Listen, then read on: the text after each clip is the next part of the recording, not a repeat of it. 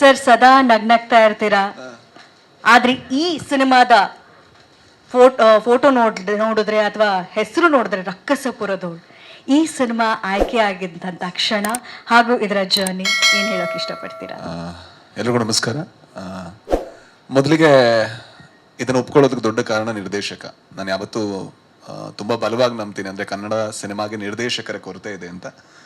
And ಈ ಸಿನಿಮಾನ ಏನೋ ಒಂದು ಗಿಮಿಕ್ ಮಾಡಬೇಕು ಅಥವಾ ಇನ್ನೊಂದು ಮಾಡಬೇಕು ಅನ್ನೋದಕ್ಕಿಂತ ಒಂದು ಕತೆ ಹೇಳಬೇಕು, ತುಂಬ ಒಂದು ಸಿಂಪಲ್ ಥ್ರಿಲ್ಲರ್ ಕತೆ ಹೇಳಬೇಕು, ಚೆನ್ನಾಗಿ ಎಕ್ಸಿಕ್ಯೂಟ್ ಮಾಡಬೇಕು ಅನ್ನೋವಂಥ ಇಂಟೆನ್ಷನಲ್ಲಿ ಮಾಡಿದಂಥ ಸಿನಿಮಾ. ಸೊ ಕತೆ ಕೇಳಬೇಕಾದ್ರೆ ನನಗೆ ಖುಷಿ ಆಯಿತು. ಸೊ ನನಗೆ ಖುಷಿಯಾಗಿ ನಾನು ಅದನ್ನು ಒಪ್ಕೊಂಡೆ. ಸೊ ಮೊದಲಿಗೆ ನಾನು ಈ ಪಾತ್ರ ಆಗ್ಬೋದು ಅಂತ ಅಂದ್ಕೊಂಡಿದ್ದಕ್ಕೆ ತಂಡಕ್ಕೆ, ರವಿ ಸಾರಂಗ ಅವರಿಗೆ ನಮಸ್ಕಾರಗಳನ್ನು ಹೇಳ್ತೀನಿ. ಜೊತೆಗೆ ನಿರ್ಮಾಪಕರು ಕೂಡ, ನಾನು ಹೆಚ್ಚಿನ ಸಲ ಕೆಲಸ ಮಾಡ್ಬೇಕಾದ್ರೆ ಎಲ್ಲ ಹೊಸದು ಅಂತ.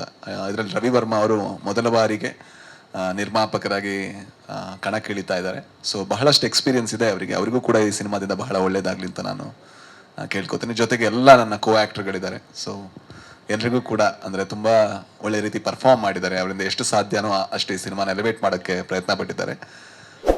ಆ್ಯಂಡ್ ನಾನು ಯಾವತ್ತೂ ಭಾವಿಸೋದು ಏನಂತ ಹೇಳಿದ್ರೆ, ಒಂದು ತಂತ್ರಜ್ಞರು ಶ್ರೀಮಂತರಿರುವಂಥ ಸಿನಿಮಾ ಜೊತೆಗೆ ಬಜೆಟಲ್ಲಿ ಒಂದು ಮಿಡ್ ಬಜೆಟ್ ಅಥವಾ ಒಂದು ಸಣ್ಣ ಬಜೆಟ್ ಸಿನಿಮಾ ಗೆದ್ದಾಗ ಇಂಡಸ್ಟ್ರಿಗೆ ಜಾಸ್ತಿ ಲಾಭ ಇದೆ ಅಂತ ನಾನು ನಿರ್ಮಾಣ ಮಾಡಬೇಕಾದ್ರೂ ಕೂಡ ಅದನ್ನೇ ಭಾವಿಸ್ತೀನಿ, ಅದನ್ನೇ ಎಕ್ಸಿಕ್ಯೂಟ್ ಮಾಡೋಕ್ಕೆ ಪ್ರಯತ್ನ ಪಡ್ತೀನಿ. ಅದಕ್ಕೆ ಸೂಫ್ರಮ್ಸು ಕೂಡ ಒಂದು ಎಕ್ಸಾಂಪಲ್. ಮುಂದೆ ಮಾಡ್ತಾ ಇರೋ ಸಿನಿಮಾಗಳು ಕೂಡ ಅದೇ ಬಜೆಟಲ್ಲಿ ಮಾಡಬೇಕು ಅಂತ ನಾನು ಅನ್ಕೋತಾ ಇರ್ತೀನಿ. ಯಾಕಂದರೆ ಅದರಿಂದ ಇಂಡಸ್ಟ್ರಿಗೆ ಲಾಭ ಜಾಸ್ತಿ, ಹಲವಷ್ಟು ಟ್ಯಾಲೆಂಟ್ಗಳು ಬರುತ್ತೆ.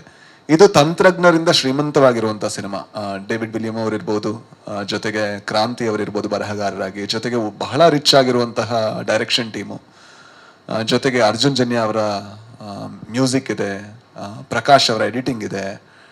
ಎಲ್ಲ ತಂತ್ರಜ್ಞರು ಶ್ರೀಮಂತರಾಗಿರುವಂಥ ಸಿನಿಮಾ. ಬಟ್ ಒಂದು ಮಿಡ್ ಬಜೆಟ್, ಒಂದು ಫ್ಯಾಮಿಲಿ ನೋಡ್ಬೋದಾ ಅಂತ ಒಂದು ಎಂಟರ್ಟೈನರ್.